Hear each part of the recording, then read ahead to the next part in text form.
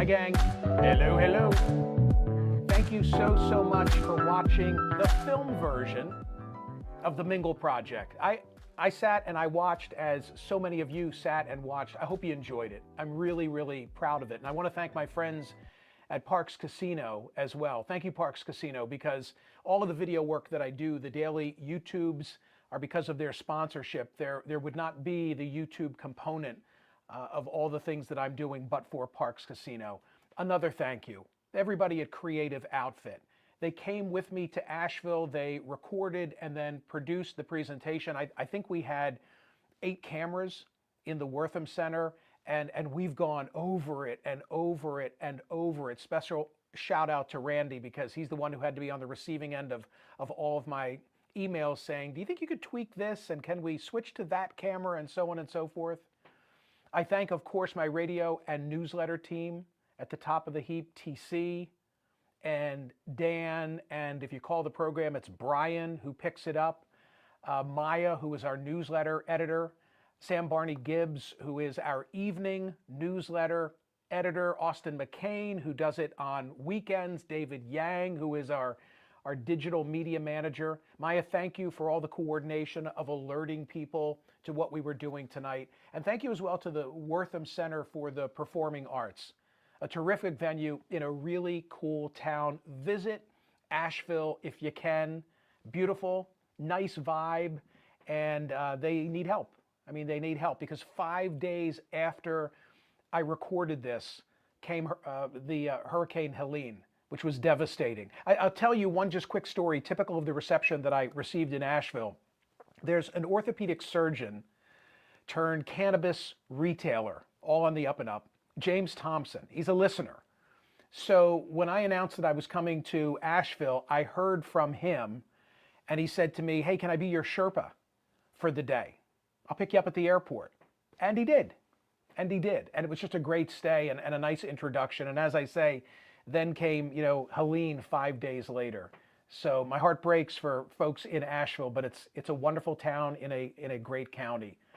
The Mingle Project. Let's talk about the Mingle Project briefly, because you just heard it. There are just a couple of things that I wanted to say at the outset. There never was a light bulb moment.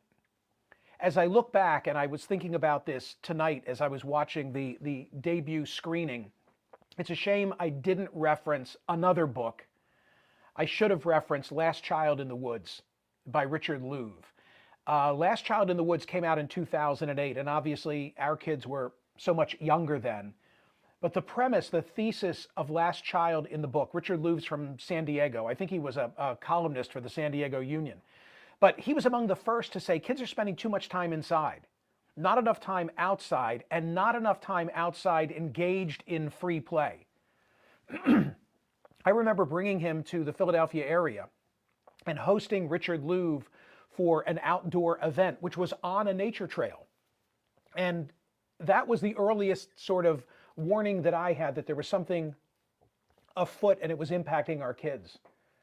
As you know, if you listen to me on Sirius XM or watch the CNN program, interviewing authors is what I often do. And at some point, I began to see a pattern in all of this. Obviously, I've talked about polarization, political polarization for years, and I've spoken extensively, radio, TV, and in front of live audiences all across the country about the causes of polarization. And if you've heard me address that subject, you know, and you got a little glimpse of this in the Mingle presentation, I blame the media. The media became polarized in the late 80s, early and mid 90s, and took politicians with them. And I talk about closed primaries, and I talk about a lack of campaign finance reform, as I did in the presentation. I talk about gerrymandering. But something else I learned with a hat tip to David Wasserman from the Cook Political Report is the role of self-sorting.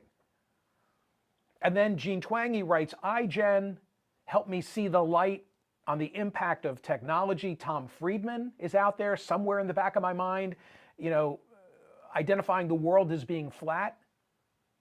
And then all of the data about the mental health struggles of our kids, it's everywhere today. And at some point, I recognized these are all the pieces of a connected puzzle. And the Mingle Project was born. Now, here's what I want you to know. The presentation is now permanently posted on my YouTube page. And I'm so glad that so many of you were able to watch it from the moment that it was posted. Thank you for that. It was a special moment for me, and I hope that it was worthwhile for you. If you saw value in that presentation, I do have an ask. I want you to share it. I want you to share it with a friend. I want you to share it with a coworker, with a family member. If you're active in social media, take that link and share it. It will remain accessible on my YouTube page and free. You know, PJ from Creative Outfit was in studio with me today, and we told a little bit of the story in terms of the thinking that went into this. PJ said to me, charge $5. You know, it's like a cheap movie. And it would have been nice because I could have recouped the costs of having an 8-camera crew join me in Asheville, North Carolina. But I so want this seen. And I don't want any cost to be an impediment because I'm on a mission. You know this. I see our disconnect as the original sin, the problem from which so many others arise. And we're not going to fix the rest of the problems until we reconnect as a society. Last year, I delivered some version of what you've just seen in 14 different states, some of them multiple times. Each time with a tweak, you know, based on updated information, updated data. And when you start thinking about America's problem as one of societal disconnect, you're going to be amazed. Now that you've digested this, you're going to be amazed at how many news stories you see and how many events in everyday life you'll experience, and you'll say, wow, there's another one. There's another example of our disconnect. And as I see stories, I flag them, I send them to Maya, and she puts them under the Mingle tab at the Smerconish.com homepage, and they are, you know, Mingle news links. So check them out. Please go and check them out. Okay, you've heard enough from me, right? Again, thank you. Thank you so much for being here. Now I want to incorporate and move as quickly as I can through some of the comments. PJ, you'll help me by bringing people in and telling me what I should do. Are you ready? I'm ready. Yeah, let's do this. Derek is first up. Okay. Throw him onto the screen. All right, cool. Wow, I see him. Hi, Derek. How are you? Finally. Very good, Michael. The technology is working. How great is this? I've been doing this for 25 years, so I'm very familiar with all the technology. Good. I just wrote out something quick I know we want to get through it fast, get everybody to say their piece. Do you mind if I just give you the quick Do it. Give 30 me seconds? your notes, as they say. Well, this is on behalf of your fan club and all the fans out there.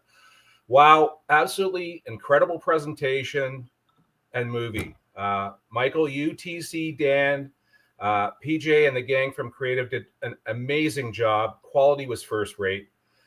I'm worried you're not going to top it, but I'm going to stick around and hopefully you can prove me wrong. It's a huge honor for me to finally meet you camera to camera and not be the last call on the lightning rounds as I usually am. Thank you for bringing such a vital and timely message to the world. Now, keeping with the lightning round rules, I really just have one question for you, and that is not going to be, is TC as hot in person as she is on the show? My question is, where does the Mingle movement rank in your catalog of enormous accomplishments? Is it better than your Reagan speech? Is it a little bit above Smerconish? And then my final message is just generally to America. I am Canadian. Elbows are up, and we're not going to be the 51st state. But I love the show. Big fan. Thank you for that. Thank you. There's a lot there to unpack. I'm simply going to say that I don't want to be morbid, but I want this to speak for me for a long time.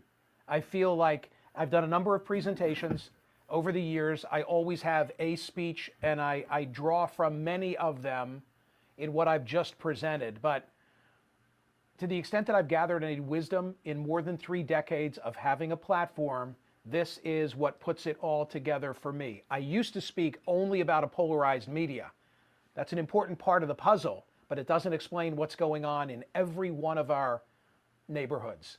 So I'm proud of a lot of things, I'm most proud of this message. I really am. In fact, you haven't asked Derek, but I'm probably going to write the book too. I have someone working with me now doing research because that's the level of my passion about this project. So thank you. Thank you for all your kind comments. I'm going to keep moving so that we incorporate as many people as we can. PJ, where are we going next? That was awfully nice. We got Ali. Ali. Okay. Ali, how are you? Whoa, check out that. What's going on behind you? Yeah, man. I don't hear you. I don't unmute. We need to make sure his mic. Sorry, this is probably the best place for me to sit in my Okay, house. like where are you? Alaska? Are you in I'm Minnesota? I'm in Westford, Vermont. All right, they're good. I'm about That makes 35 sense. minutes northeast of Burlington. Very cool. What did you want to say? I loved your show. I love your show every day, but I also love the movie. It was great. And you're very well dressed too. Maybe you should help Zelensky on his dress. But do you think a third party is one of the solutions to breaking up this political discourse? And I was a big fan of the No Labels movement. Me too. I really like John Houseman. I love Joe Lieberman. But it's so unsettling every day. And so everybody in my friend group is sometimes gets a little sick and tired of me. You got to watch the Smerconish show. You got to watch it. So. Ali, I thought this was the cycle. And I don't know that in my lifetime if we're going to see it at the top of the ticket again, because you had two very undesirable candidates in the view of a majority of Americans when it was Trump and Biden. No Labels was out there. They were well funded. They were well organized. It looked like they could get ballot access. And in the end, they just couldn't find a candidate. And I think a large part of the reason why they couldn't find a candidate is because there would have been hell to pay for anyone credible who would step forward. You know, an Admiral Stavridis, for example. I think that Democrats would have been so incensed because the idea was you're going to pull voters away from Biden. Admiral McRaven, the two admirals. Can you imagine? I worked for him. He was my boss in Iraq and Afghanistan. Probably one of the finest men I ever worked with. Yeah, what a wonderful guy. I've had as well as McChrystal was too. Okay, well, I've had the privilege of spending some time with McRaven. I would like to think that we could attract someone, but here's the short answer to your question is that I think a better approach would be an approach where you get a handful of independents elected to the Senate, and they would then control the power. And I mean real independents who are not allied with one party or the other. I'd love to see that happen. I think it would be in the nation's best interest if it did. I want more choice. And I can remember when I would talk about No Labels on air, people keep texting me and telling me that they watched the movie. I'm going to turn that off. Thank you for watching the movie. People would go batshit when I would say, this is the year. Let's see what the process, let's have a competition and see what it brings forth. And many just did not want to hear it. Oh, you're going to elect this person. You're going to elect that person. Thank you, Ali. Thank you for your service. Obviously, you served your country. PJ, where are we going next? Up next, Thomas. Hi, Thomas. How are you? Look at you, pal. Michael, I'm only disappointed that you're not also having a cigar with us tonight. Okay, I'm not because I'm in the creative outfit headquarters, and I feel like it wouldn't be appropriate if I were smoking and speaking. But I'm envious, as you can imagine. Understood. Michael, I just wanted to say thank you very much because you don't just talk the talk, you walk the walk. You get out and mingle. I had the privilege of meeting you at the Bagel Barrel. I had the privilege of meeting you up at Sirius for the Kevin Costner interview. And if you can put on that Service Warrior hat one more time, we haven't seen those pictures yet. They were supposed to post it and they haven't. But okay, of Costner.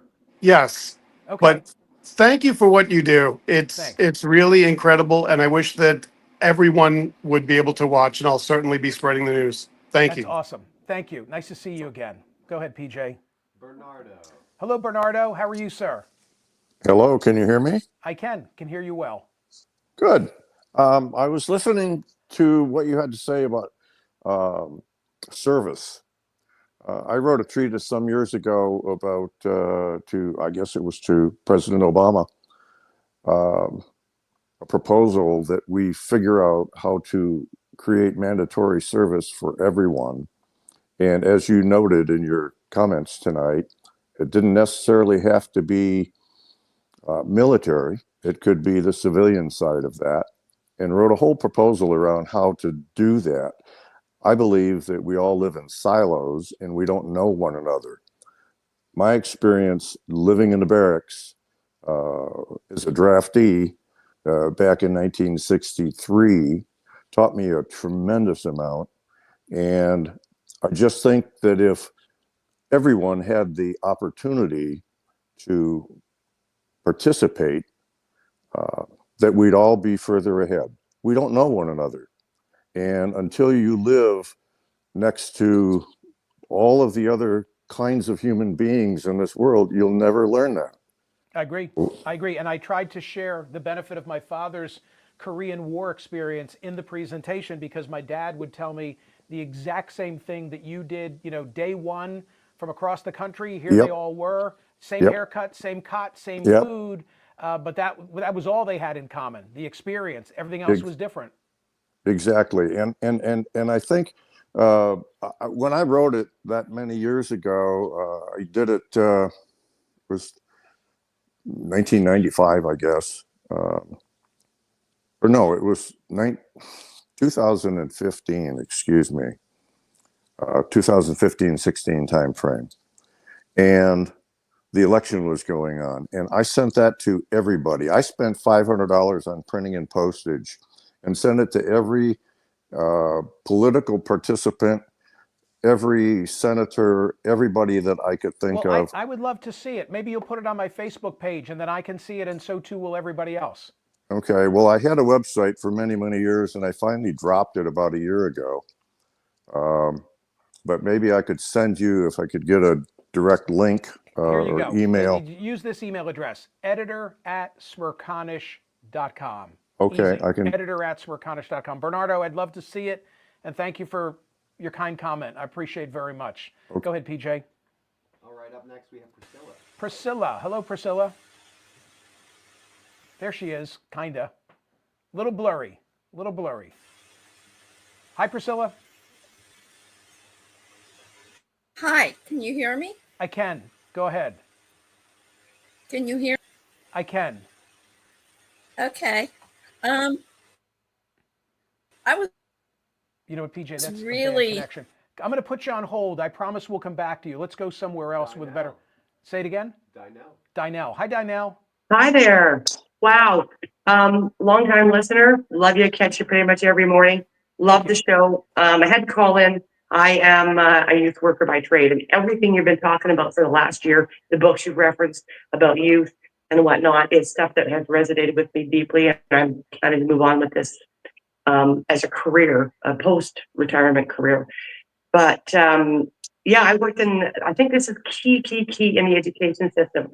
I was given a particular role hosting a youth program, more sort of like a drop-in center in this high school. I made it my job to feed them, help them find clothes, get to know their parents, build relationships with the staff, the parents. And via that connection, I was able to facilitate other connections. I became sort of like a conflict resolution maestro as well, bringing kids together with really had long-standing difficulties, and going through a process with them where they were able to find common ground and eradicate long-standing conflicts. If it takes one person, and my staff were practicum students that wanted to be in human services. I see one person like this in a high school, and the reach you have for a Mingle maestro type of position could reap so many incredible benefits. It just makes my heart sing. Well, okay, so I want to take it to the next level. I don't know what Yes. the next level is. I can tell you, and I'll make sure I make this very clear before we wrap up tonight. Our Mingle meetups, Yes. Bonnie Glushan in California, and a number of other of our so-called captains, they're just organizing these things organically all across the country. And if you go to the Mingle tab at smerconish.com and click on it, you can create one if you'd like. Each is different. They're not large, at least not so far. And there are people who are using me as their common denominator to come together. And some talk politics and some don't want to talk politics, but they're spending time with people that they previously didn't know. Yeah. So that's a good Absolutely. thing. Thank Yeah, you, and absolutely. thank you for the work that you did that you just described. And Appreciate thanks. it. Thank you, PJ. Up next, we have Jack. Hi, Jack. There he is.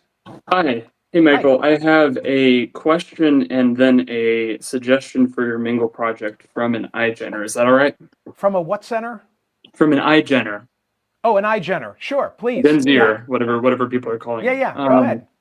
First question. Have you ever read Jane Jacobs' The Death and Life of a Great American City? I have, and it was required reading in my freshman year I talked about this recently on radio. It was required reading for Urban Studies 61, which was a freshman elective that I took at Lehigh University, taught by David Curtis Amadon, who became a mentor of mine. And Oh, what? we read that book and one other of Jane Jacobs. And so I get, there's a lot of good data recently. I'll tell you a funny thing, and I'm sorry if I'm intruding on your time. I recently read this scientific publication where people were talking about the fact that we don't hang out anymore, particularly in urban areas. We don't hang out. People are just moving so quickly. And a group of social scientists went and recreated a study that had been done, I think, 20 years ago. I've been struggling to get the authors on air to talk about it because I'm doing such a poor job now. But the point is that in those urban areas like Jane Jacobs so valued, relationships are not forging the way that they used to. I'm sorry, I intruded on your time. What did you want to say? No, you're right. Yeah, we don't place things along people's routes of lives anymore. So people just drive to places in the net. So I'm 25. I'm here in Chattanooga, Tennessee, nearish to Asheville, similar kind of town, similar sized town. I run a local urbanist community group here in Chattanooga. And as someone who's grown up in the time when phones and internet and video games and whatever are common and readily accessible to me, I think the one piece of the puzzle you're missing is urban design. I think, at least personally, drawing from my own experiences and just what I believe, I think the way we get out of this is providing a better incentive or a better alternative. You have to give something that people want to do instead of being inside on their phone or playing a video game. Like, I grew up in an inner city urban neighborhood, and we would play video games, but then we could also go outside and play basketball. But that's not true for everyone. Not everyone lives in the kind of neighborhood where you can do those sorts of things. And it also ties into municipal solvency and all this other stuff that I'm really passionate about. Did you hear that part of the presentation where I talked about the study of Buffalo and those front yards and porches that are inviting versus those that are not? This is the sort of thing where I think now maybe this is your business and it would already occur to you, but I'm hoping that people will carry forth and pay attention to things they otherwise might have missed.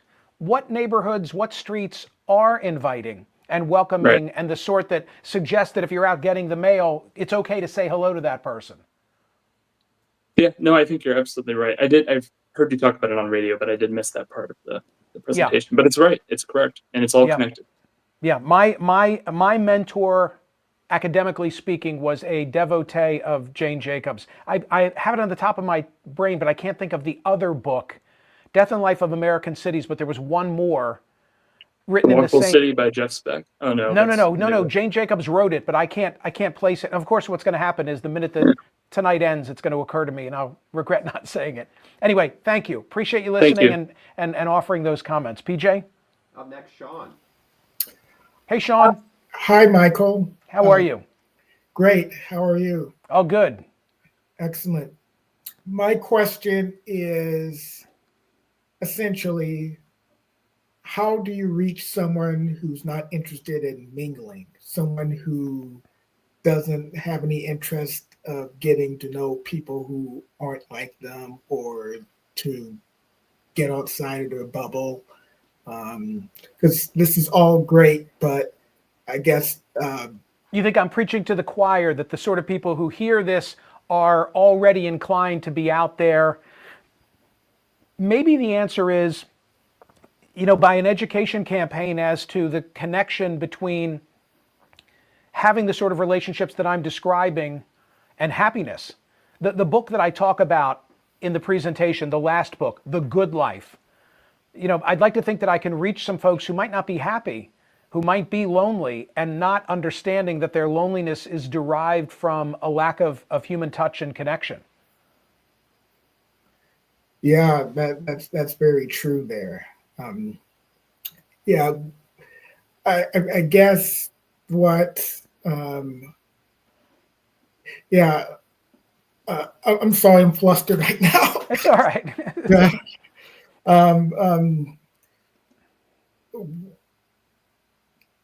It's easy for those of us who watch this to go outside of our bubble, but again, the key thing that you said was how do we get, I guess question is, how do we get this message out? Right. How do we get this message out to other people? I am a one-armed paper hanger doing everything I can. You know, I'm using all the platforms at my disposal, and I'd like to think that this hour and 10-minute presentation, if enough people will forward it, will create some buzz around it. The highest compliment that someone could give to me based on tonight would be to say, I never thought of it that way. You know, like I get the media is polarized, and I get that gerrymandering's a problem, and I know that the kids have mental health issues, but I never saw the big picture that it all comes down to a lack of human interaction. And we are just going in our totally separate directions. Thank you. Appreciate it very much, though. Have a good night. PJ? Stephanie. Hello, Stephanie. How are you? Just unmute. Unmute. That's all right. There we go. Good. Nice to talk with you. You too. Where are you?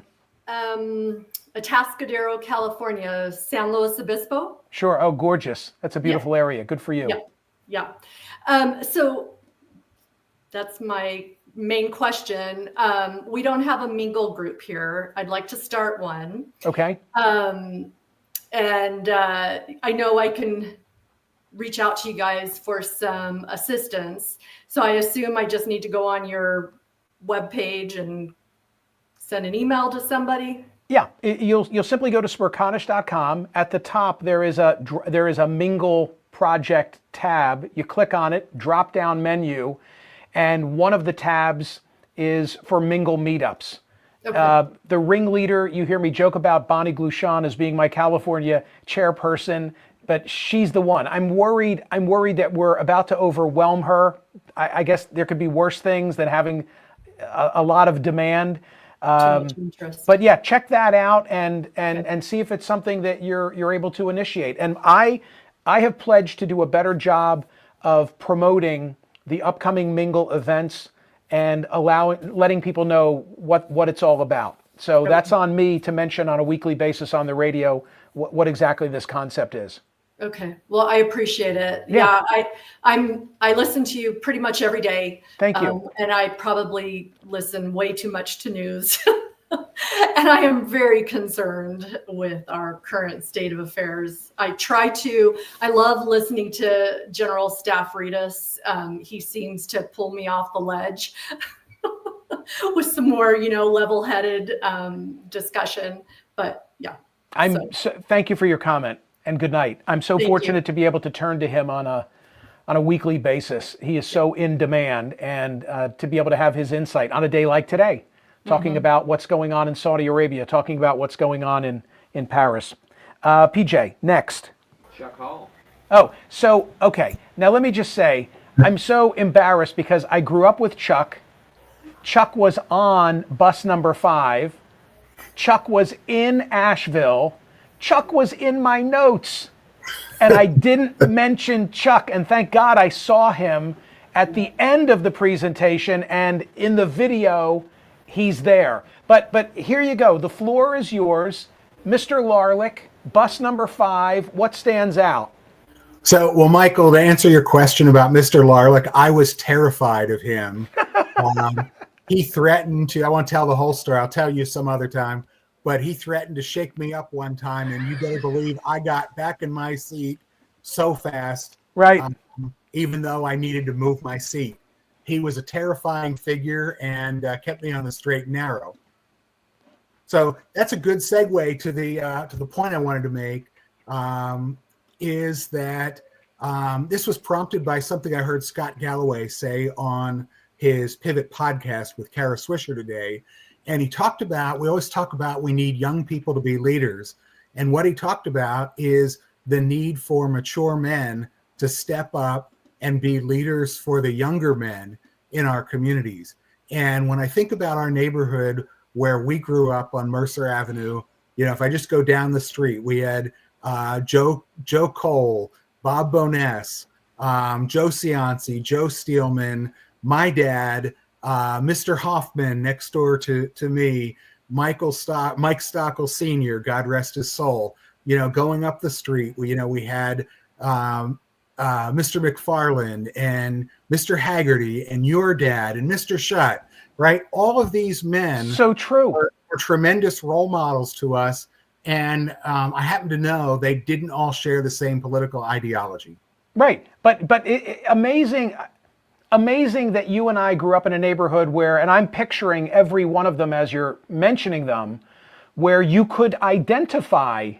I maintain that people today, even if it's that close knit of a block or two, probably couldn't identify the neighbors, much less know them the way that you and I did. I mean, yes, you know, Mr. McFarland was the athletic director. Your father was the fire chief. Mr. Haggerty ran the local state store and hired kids in the neighborhood who wanted to do it. Mr. Shutt was my 8th grade science teacher and taught me sex education. His house was 20 feet away from our house, you know? That sense of community, not that everybody got along at all times, but there's a lot to be said for it. There's a lot to be said for it. And Michael, I just want to say, when I was in my mid-20s and trying to figure out a career path, your dad actually spent 15 or 20 minutes with me convincing me not to become a school teacher and not to become a guidance counselor. Wow. What did he want you to do? He told me to figure out my own path, but he made it really clear that that was a really difficult job for very low pay. And so I ended up as after a corporate career as a business coach and consultant. And it took me a long time to find where my sweet spot was, but I love my life, love what I'm doing. And I remember your dad very fondly. Haven't seen your mom in a couple of years, but had a delightful visit with her one day a few years ago at Nano's Cafe in Doylestown, where she was having a cup of coffee. Those were good days. Those were good days. Thank you, Michael. I appreciate all you do. Okay, see you, Chuck. Thank you. Nice to see you. Yeah. If I could turn the clock back, I would. PJ, one or two more. Joanne. Hi, Joanne. I'm from Detroit, so wait. Say it again. I missed the first part. Oh, I'm from Detroit. Oh, Michigan. Detroit. Nice. Okay. Yeah. Well, I knew from your Red Wings garb. Yes, thank you. Go Wings. It's very difficult in our city, in our state right now with our friends from Canada.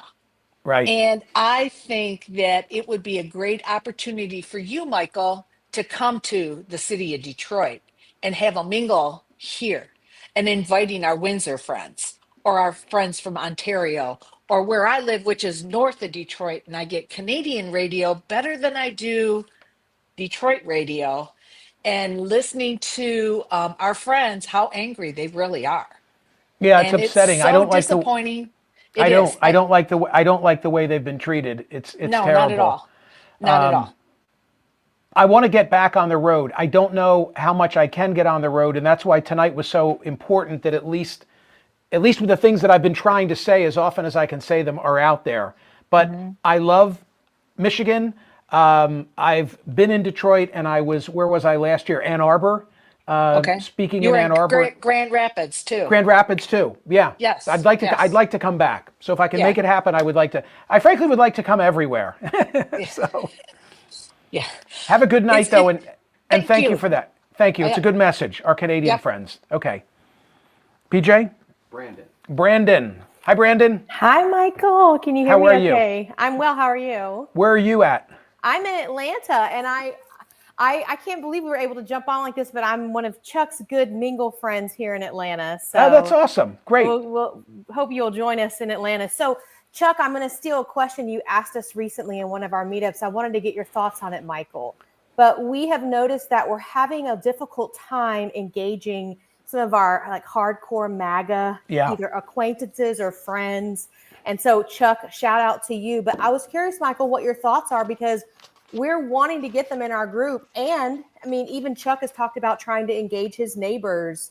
I know even some of when we get across religious lines, and it's just really hard to engage them in a good conversation where we can share different points of view.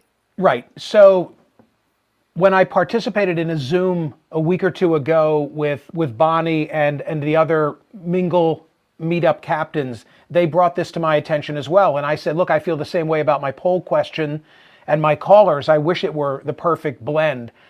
All I can say is that in this presentation, I was very careful to present this in a fashion that I think would be understood and not objected to by either end of the political spectrum. There was no demonizing of Donald Trump in any of this. It was all data and a message of coming together. So I'd like to think that people are going to watch this, and that with the help of everybody who's connected now and watched earlier, they'll distribute it to a friend and the word will spread. I want to do the same thing that you want to do. I want to do the same thing that you want to do. So thank you for that. We're here trying. So we're in Atlanta trying to do it. Thank you. All right. Well, maybe you'll go over to the Varsity. Now that we're winding down, maybe you'll go over to the Varsity and have a late night hot dog or something. Yeah. Hey, Chuck, let's meet there in a few minutes. We're on opposite sides of the city. But no, thank you for everything that you do. We really appreciate it. Thank you. Thank you to everybody who's been dialed in, who watched and has been dialed in tonight. I'm really thrilled with the level of interest and viewership tonight. So thank you for that. PJ, just a couple of final thoughts, if I may, if you can allow me to do that. On the website, I just want to make sure that I mention, go to the drop-down menu and you will see news stories, because I think now that you've heard the presentation, you're going to see things in a totally different light. The kind of data that I will put into the next incarnation of this speech when I deliver it, because I'm always updating it. Just an anecdote or two if I can. If you look at the Mingle News links right now at smerconish.com, you might see a BBC story that I flagged, Dateline Yorkshire, England. It's about a group of a half dozen friends who on Thursday nights, wait for it now, for 56 years have lifted a pint together. They're in their early 80s. They've been doing it since the 1960s. I love that Mingle story. Meanwhile, in Germany, they call it Stammtisch. I think that's what they call it. It means regular's table. And it's this age-old German tradition where a group of like-minded people, traditionally men, they meet up at a bar or a restaurant at a regular time. They have drinks. And they say it's got this elegant simplicity. A standing date on the calendar to see a group of people you enjoy out at a bar or a restaurant. Nobody needs to tidy their home. I'm going around the globe now to tell you that there are some good things happening elsewhere. Japan. They have an alarmingly low birth rate. And one ramification, teens aren't kissing. In many countries, it's a teenage rite of passage, right? Think about your first kiss. I could tell you a funny story, but I best not. This survey of Japanese high school students has revealed that 4 of 5 15 to 18-year-old boys have yet to reach that milestone. And things aren't much better for the girls, with just 1 in 4 female high schoolers having had their first kiss. The lowest figures recorded since Japan began asking teenagers about their sexual habits back in the 70s. And as I say, a concern given the low birth rate that the Japanese have. Australia, the Aussies, I like what they're doing. They've enacted a social media ban before the age of 16. Children and teenagers under the age of 16 banned from using social media. Another tidbit or anecdote, you might remember recently I had Rich Cohen from the Wall Street Journal on radio after he talked about his college experience, and he compared this to his son, Nate, his son. I love this story. So the son, Nate, used social media to identify, track, contact, court, and bag an ideal roommate, a kid with proclivities that would fit his own like a fancy leather glove, said Rich Cohen. And much is gained as a result. It means that it's a clean, harmonious living space, no Metallica poster to shout down his art print, a sensible wake-up time, early but not too late. Nate shares a major with his roommate and a sense of sensibility. They come from the same kind of town, the same part of America. They don't fight about music or politics. But then Rich Cohen goes on in this Wall Street Journal piece, again, it's in the Mingle news links, to say a lot is lost in return for having a doppelganger. Nate has forfeited nearly everything that his father associates with his freshman dorm life in the 80s. Alliances, enmities, lockouts, buffoonery, noise complaints, brawls that ended up with one roommate sleeping on the common floor. And he tells this story. He says, when the letter arrived, this is now the father who went to school in the 80s. He says, when the letter arrived from Tulane in New Orleans with the name and town of my soon-to-be freshman roommate, I thought there'd been a mistake because I was a 5'9" Jewish kid from the North Shore of Chicago, suddenly matched with a computer dating style with a 6'5" kid from Tampa who'd been recruited to play football. My name was Richard. His name was Andrew McQuaid. People called me Rich. People called him Lone Wolf. I drove a Celica. He drove a red van that in my memory has flames painted on the side. But in this Rich Cohen piece in the Wall Street Journal, my favorite part, he said, I would never, but for this roommate, I would never have made the trip to Mississippi in the middle of the night, nor seen the nearly mystical sight of the sun rising over the oil derricks of Gulfport at dawn. I would never have been in that fight with the bikers at the dungeon on Toulouse Street in the French Quarter, meaning I never would have known that getting punched in the face is not that bad. I never would have been carried like a baby across campus by a 6'5" Mike Millick from Houston when my leg hurt, meaning I never would have realized that the big goof actually loved me. Strange scenes from another life. That's college. He says, I can't believe some of it actually happened. That reminds me of my fraternity days. I lived in a fraternity for 3 years. Great mingle opportunity. Well, guess what? Frats are being thrown off campus, but the model, the fraternity model, is now being replicated for profit. I saw this headline at Axios. Can 35 roommates cure loneliness? Washingtonians are likelier to live alone than residents of any other major U.S. city, according to a recent study, a recipe for loneliness that one European company sees as a business opportunity. It's a Brussels-based company called Cohabs. They're buying up properties in D.C. with the aim of converting them into co-living spaces where as many as 36 housemates will share common areas, events, and according to the firm's marketing, a cure for urban loneliness. One more. You've heard me reference Robert Putnam. He's really the father of all of this thinking. It's been 25 years since he wrote Bowling Alone. Well, Vox caught up with him recently. You can read the interview. It's one of the news links in the Mingle section of my website. And he addresses, among other things, the virtues of volunteering. He says there's a lot of evidence that if you're volunteering to help somebody else, you're probably getting more benefits out of it than they are, because there are all sorts of psychological changes. People after volunteering are happier than if they hadn't volunteered. It's one of the reasons to volunteer. You don't have to choose between the reasons. Everything I'm referencing, including this interview with Robert Putnam, is posted on my website under the Mingle Project. Derek Thompson, another recent radio guest, writing in The Atlantic, he noted that we do everything from home these days, but not entertaining. And he began with this story about going to a restaurant that was alone. It was a tale about takeout, actually, a short drive from his home in North Carolina. He said there's a small Mexican restaurant with several tables and 4 stools at a bar facing the kitchen. You can picture this whole scene. On a sweltering afternoon last summer, guy walks in with his wife and daughter. The place is empty, but looking closer, he realizes business is booming. The bar was covered with to-go food, 9 large brown bags.